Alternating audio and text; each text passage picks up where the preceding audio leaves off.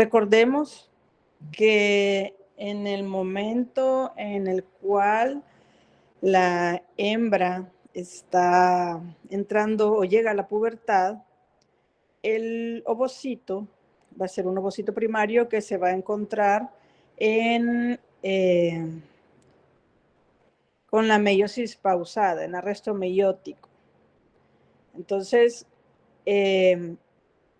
ya lo vamos a tener listo, solo se ha quedado en el proceso de meiosis, esperando la ovulación y la fertilización por el espermatozoide. Entonces, al estar el ovocito secundario, estar listo en el folículo de Graf, que ya está listo también para expulsar al óvulo, vamos a tener principalmente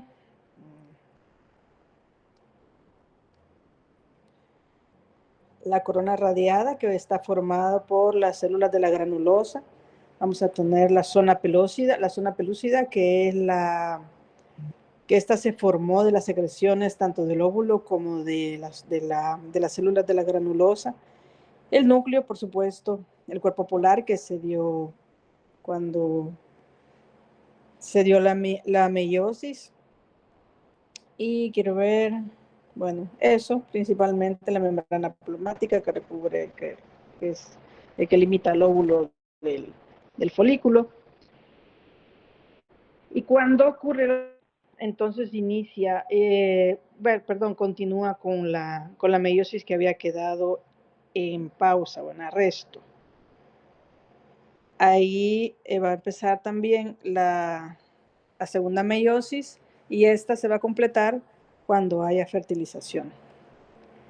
Y los espermatozoides, pues, ellos ya están casi maduros, porque todavía sucede otra situación cuando entran en útero. Y cuando están ya en la pubertad, están también las glándulas accesorias sexuales en actividad. Entonces, estas se van a estar produciendo sus secreciones que van a acompañar a los espermatozoides al momento de la eyaculación. Y esto les va a dar protección y nutrición a los espermatozoides para que puedan llegar hasta el óvulo los que logren llegar, ¿verdad?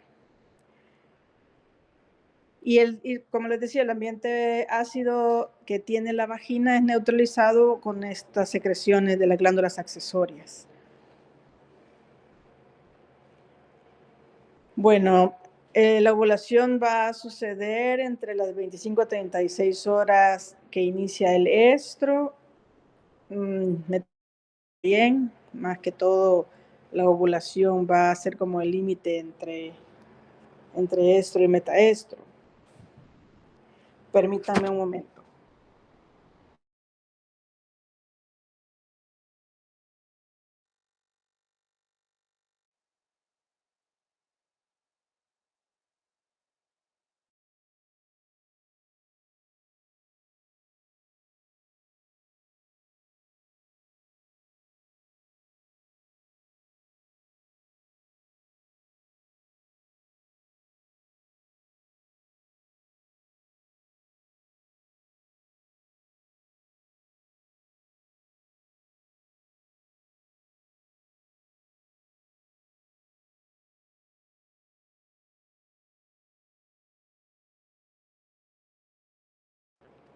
Ay, disculpen. Pues sí, entonces dependiendo de la especie sí se va a dar la ovulación. Este proceso, lo que sucede es que las células que recubren al óvulo, van a empezar a soltar unas sustancias, enzimas proteolíticas, que van a empezar a deshacer las células que están recubriendo al óvulo, ¿verdad? Entonces se va a formar una zona más delgada que se va a llamar estigma, y este es el sitio por donde se va a romper el folículo y va a salir el óvulo con las células que lo estaban rodeando, ¿verdad? Las células de la granulosa.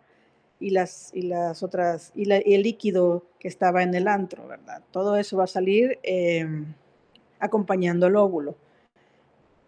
El líquido folicular son proyectados por la contracción de la musculatura lisa, que si se recuerdan estaban en las células de la teca y que rodean al folículo hacia la cavidad peritoneal, cayendo cerca de las fimbrias del oviducto. Entonces, el movimiento del óvulo va a ser gracias a esa expulsión que ocurre en el folículo, ¿verdad? El óvulo como tal no tiene movilidad. Es solo el espermatozoide tiene sus flagelos que le sirven para movilizarse. Pero el óvulo necesita de otras cosas para poder moverse y llegar hasta el sitio en donde se va a encontrar con los espermatozoides. Así que en esta primera parte va a ser gracias a la fuerza que se le da cuando es expulsado del folículo. La fecundación va a ocurrir en el oviducto. Recuerden que es el sitio que está entre los ovarios y los cuernos uterinos. Aquí va a haber secreción de líquidos. En el momento de la ovulación también va a haber secreción de líquidos en el útero. Y esto va a ayudar para que estas células se sigan madurando, más que todos los espermatozoides. Entonces, el infundíbulo, que vendría siendo la porción donde se encuentran las fimbrias y que están cerca del ovario, es el que recibe al óvulo y este va a evitar que el óvulo se pierda en la cavidad abdominal. O sea, se va a encargar de cosecharlos a los huevos, o óvulo, u ovocito secundario, como lo quieran llamar. Luego sigue la porción de la ámpula o de la ampolla, que es ahí donde el óvulo espera a los espermatozoides para ser fertilizados. Los que van a mover al óvulo, una vez que pierde la fuerza con la cual fue expulsado del folículo, va a ser gracias a las vellosidades que se encuentran en el infundíbulo y en la ampolla, y estos van a moverlo hacia su sitio de fecundación. Luego va a estar la última porción del oviducto, que es el istmo, que es el que va a conectar con los cuernos del útero, y se va a encargar de seleccionar a los espermatozoides, va a servir como filtro, va a quitar a la mayoría normales que pueda, y luego esta zona se va a volver un reservorio de los espermas hábiles. Aquí tenemos una imagen, un dibujo del oviducto. Entonces tenemos el ovario, no está tan lejos. No sé si tuvieron la oportunidad de localizarlo cuando estuvieron viendo los úteros ahí en el rastro. Pero todo está pegado por tejido y por todo está conectado para que no se pierdan esos óvulos, ¿verdad? Entonces, aquí está el infundíbulo, luego tenemos la ampolla o la ámpula donde se realiza la fecundación, y luego tenemos el istmo, y aquí está conectado con el cuello uterino. Ahora, ya el óvulo está esperando en la ampolla los espermas, pero ellos sufren también otra serie de cosas en el camino hacia el sitio de encuentro. Ellos reciben ayuda aparte de la fuerza de expulsión de la eyaculación, ellos reciben ayuda también de las contracciones uterinas que van a estarlos elevando, llevando hacia los cuernos o el cuerno y hacia el oviducto. Entonces, esto todo es obviamente mediado por las hormonas, por supuesto. Luego, atraviesan la cervix, atraviesan el útero. Parte de los espermatozoides se van a eliminar, se van a eliminar con el flujo del moco que está secretando la cervix, y otros van a ser fagocitados por las células blancas que se van a encontrar en las paredes de los tejidos por donde van a pasar los espermatozoides. Luego logran llegar, gracias a estas contracciones, hasta el istmo, y ahí es donde ellos se van a adherir a las paredes y van a entrar a otra etapa de maduración que vendría siendo la última, que es a la que se le llama capacitación. Ellos pasan capacitándose entre 1 a 7 horas, dependiendo de la especie, en el istmo, y van a estar sufriendo estos cambios fisiológicos que los van a llevar ya al final de su maduración. Y como les decía, hay producción de líquidos en el útero y en el oviducto, y estos líquidos son los que van a hacer estos cambios fisiológicos, los que van a ayudar al espermatozoide a terminar su maduración, que va a hacer que va a haber una vesícula en la membrana de la porción anterior de la cabeza, en el acrosoma, a lo que se le conoce como reacción acrosomal, que va a permitir la liberación de enzimas proteolíticas. Estas enzimas proteolíticas le van a ayudar al espermatozoide a penetrar tanto la corona radiada como la zona pelúcida, que son las barreras de protección del óvulo, del ovocito secundario. Y también lo va a ayudar a que tenga una motilidad muchísimo más rápida o más fuerte realmente, como dice ahí, denominada golpe flagelar o latigazo, que es con lo que se va a impulsar para atravesar estas barreras que les mencionaba, que es la corona radiada y la zona pelúcida. Entonces adquiere esta potencia y esta hiperactividad para aumentar el poder de penetración del espermatozoide hacia el óvulo. Luego, terminada la capacitación, ellos empiezan ya a moverse hacia la ampolla para encontrarse con el óvulo y que ocurra la fecundación. Entonces ahora pasamos a la parte de las etapas de la fecundación. No sé si hasta el momento está todo bien, ¿no tienen alguna duda o consulta? ¿Estamos claros con lo que se ha estado diciendo?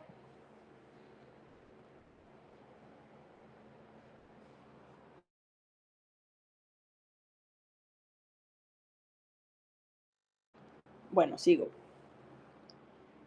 Bueno, las etapas de la fecundación. Tenemos 4 etapas, dependiendo de dónde lean. La primera es la penetración de la corona radiada. Recordemos que esta está formada por las células de la granulosa, y la segunda etapa es la penetración de la zona pelúcida, que está formada por las secreciones que se han estado haciendo de las células de la granulosa y el ovocito secundario. Luego está la función de las membranas del espermatozoide y del ovocito, y luego la función de los núcleos o los pronúcleos se le llama también. Bueno, la primera, la penetración de la corona radiada. Ellos, los que logren superar los obstáculos desde la eyaculación hasta que llegan a la ampolla, van a acercarse al óvulo y van a empezar con las enzimas proteolíticas que tienen en el acrosoma, van a empezar a romper las células de la corona radiada, utilizando, las enzimas hyaluronidasas, que son las que les mencionaba que son proteolíticas, y van a romper las células y abrirse paso. Este sería un mecanismo enzimático, y el mecanismo mecánico, el que ya les había mencionado, que es donde usan la fuerza del flagelo para ir entrando. Una vez que llegan a la zona pelúcida, la cabeza del espermatozoide va a entrar en contacto con esta zona, y esta va a desencadenar una reacción acrosómica que va a liberar enzimas hidrolíticas, que son acrosinas, y van a disolver la zona pelúcida y permitir el paso del espermatozoide.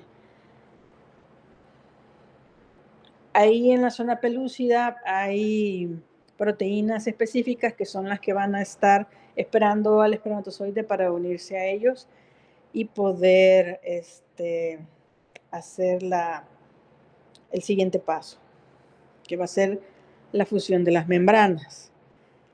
Cuando estas membranas entran en contacto, se va a despolarizar la membrana del óvulo, y va a liberar glándulos corticales que van a dar la señal para que se bloquee la membrana y no permita la entrada de otros espermatozoides. Y a esto se le llama bloqueo de la polispermia. La despolarización significa que pierden la carga, ya sea positiva o negativa que puedan tener, y eso es lo que hace que las puertas se abran o los canales se abran para que salgan estos gránulos que van a bloquear la membrana celular del ovocito, una vez que el espermatozoide entra en contacto con la membrana de este. Luego, al entrar el espermatozoide, o sea, cuando se da esta función de fusión de membranas, se completa la segunda meiosis en el ovocito y ahora sí ya es un óvulo como tal y se libera el segundo cuerpo polar. Y la última etapa va a ser la fusión de los núcleos. Ya al avanzar el espermatozoide, solo va a ser su cabeza la que ingrese al interior del óvulo, la cola se queda atrás, se desprende, se queda atrás y se degenera, o sea, se desecha. Y cuando ambos pronúcleos, porque sí se les llama, son pronúcleos porque no es un núcleo como tal, o sea, acordémonos que tienen, por las divisiones meióticas, solo tienen la mitad de los cromosomas. Entonces son pronúcleos que se van a encontrar, se van a fusionar, y ahí ya vamos a restablecer la totalidad de los cromosomas, el número normal de cromosomas de las células. Ya una vez unidos los núcleos, se va a formar el huevo cigoto y esta es la primera célula del nuevo organismo. Si no me equivoco, no.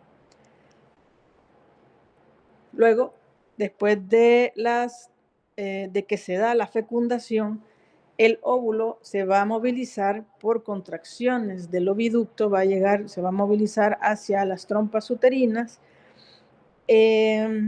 para hacer el nido, ¿verdad? Para establecerse ahí y empezar con el proceso de replicación celular. ¿Alguna pregunta hasta el momento sobre esto, que las etapas de la fecundación, o todo está bien?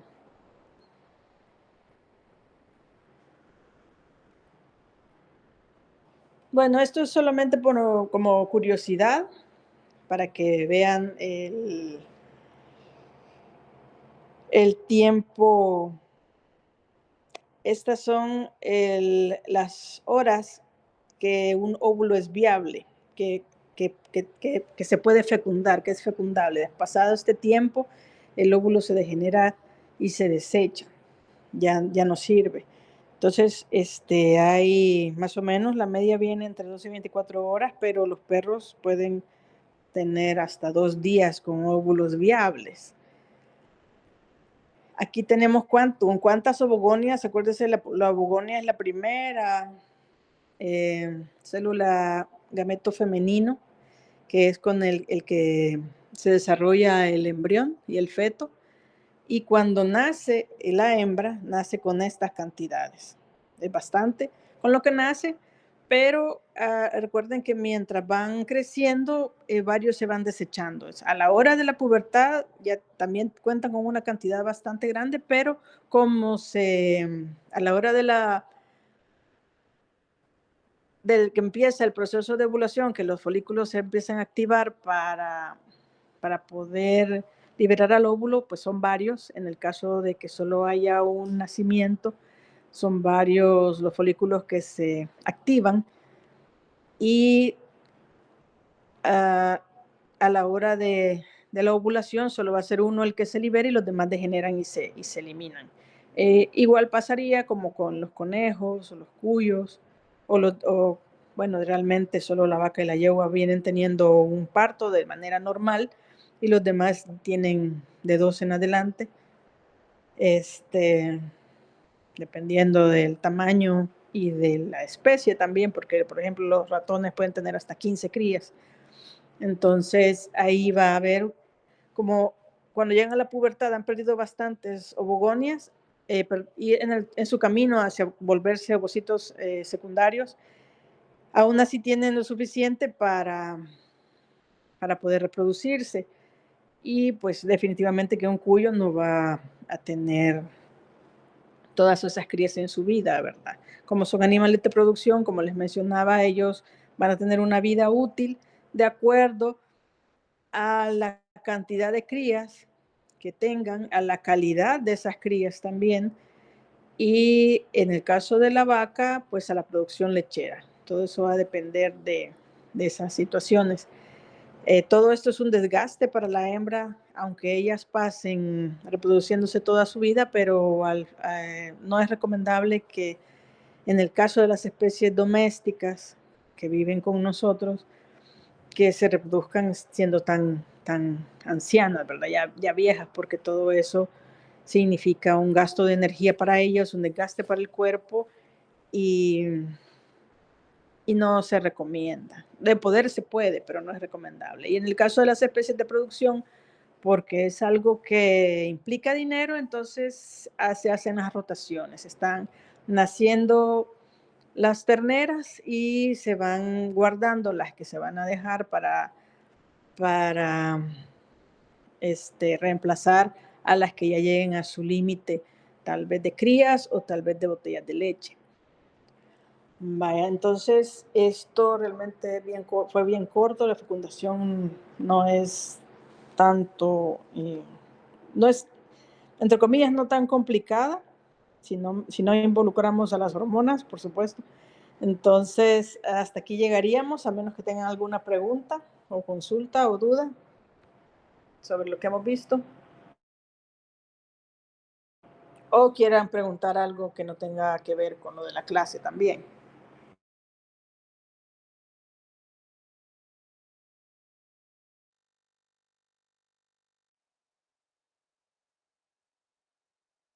Doctora, con respecto a eso, así como depende de cuánto va creciendo, los años que pasen, todo eso se va degradando, siendo inservibles la mayoría.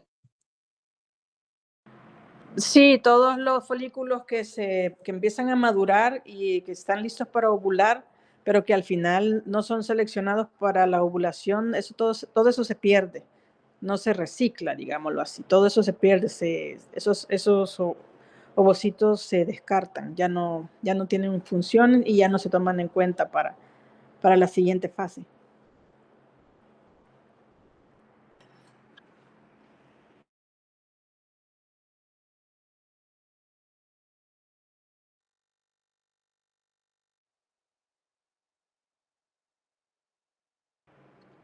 Bueno, entonces si no tienen más preguntas o alguna consulta, nos veríamos el lunes en la siguiente clase. Doctora, ahí en el chat le dejaron unas preguntas. Ya voy a ver.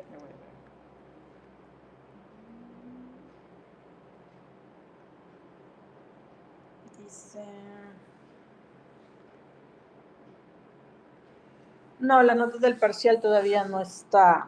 Y las notas, la fecha para el segundo corto ya se las paso, que por aquí las tengo.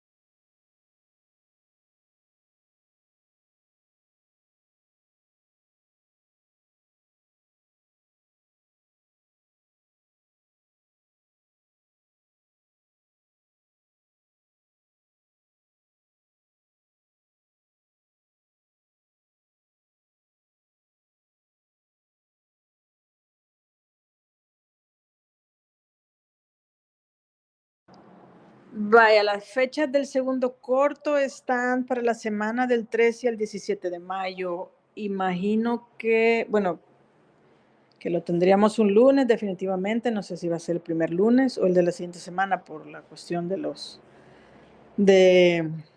que no choquen con otros exámenes, así que eso se les estaría avisando, imagino que una semana antes de que los horarios, cómo se calendarizó cada corto, así que todavía quiero ver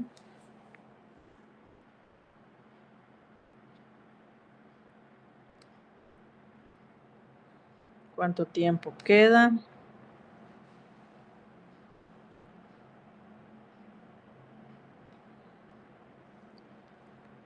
Todavía faltan 2 semanas para el corto, así que hay tiempo para estudiar y cualquier duda que surja. Yo esperaría mañana, a más tardar este domingo, subirles las notas. Ahí las disculpas que les dije el lunes o la semana pasada que se las iba a subir, pero he estado bastante ocupada, entonces yo esperaría ya este fin de semana no tener estas ocupaciones y poder subirles las notas ya para que vayan haciendo sus números, ¿verdad? ¿Alguna otra consulta que tengan? ¿Hasta qué temas se va a evaluar el corto, doctora? Hasta lo que veamos el último día de clases antes de la semana de cortos. O sea que todavía nos faltan 4 clases más. Y para ese día me van a entregar una tarea.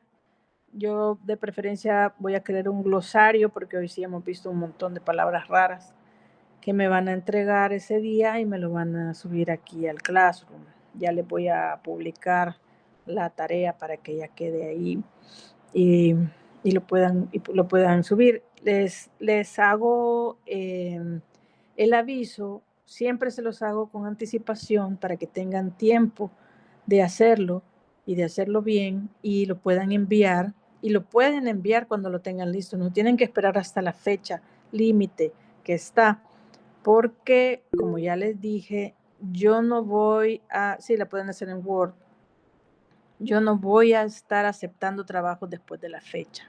Ya digamos que el corto es el 13 de mayo, ustedes van a tener hasta el 12 de mayo a las 11:59 para enviar esos trabajos. Si después de esa hora, si lo envían al día siguiente, si un minuto después, a la medianoche, no lo voy a tomar en cuenta. No me interesa qué problemas tuvieron. Ustedes han tenido el tiempo suficiente para poder hacer el trabajo y si lo entregaron tarde es porque lo dejaron hasta último momento. Así que les voy a pedir que le tomen importancia a estos trabajos para que puedan pasar la materia. Las pruebas intermedias los ayudan, así que vean bien la cuestión de la redacción, escriban, traten de escribir de manera lógica, que se entienda, y pues en este caso más es mejor, pero busquen palabras que de verdad sean algo que ustedes nunca hayan leído o palabras que así nomás no les haga comprender la idea de lo que se ha estado dando, ¿verdad? Entonces, dedíquenle un poquito de tiempo, tomen la importancia a la materia, si de verdad quieren pasar la carrera, porque estar entregando cosas mal hechas a la carrera, así de último momento y excusándose de que se me trabó aquello, se me puso esto, no es justificación para mí. Tienen el tiempo suficiente para hacerlo. Así que por favor, si lo tienen listo mañana, pues, no pueden tenerlo listo mañana. Tendrían que, quiero ver, les voy a dejar el glosario, ya les voy a especificar bien para que tengan chance de hacerlo y tengan el tiempo. Tal vez la última semana antes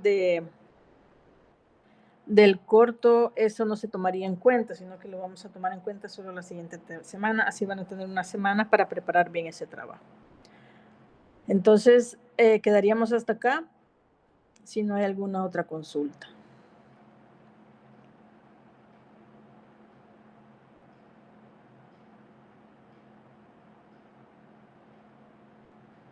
Vaya, entonces nos vemos el lunes. Tengan un buen día.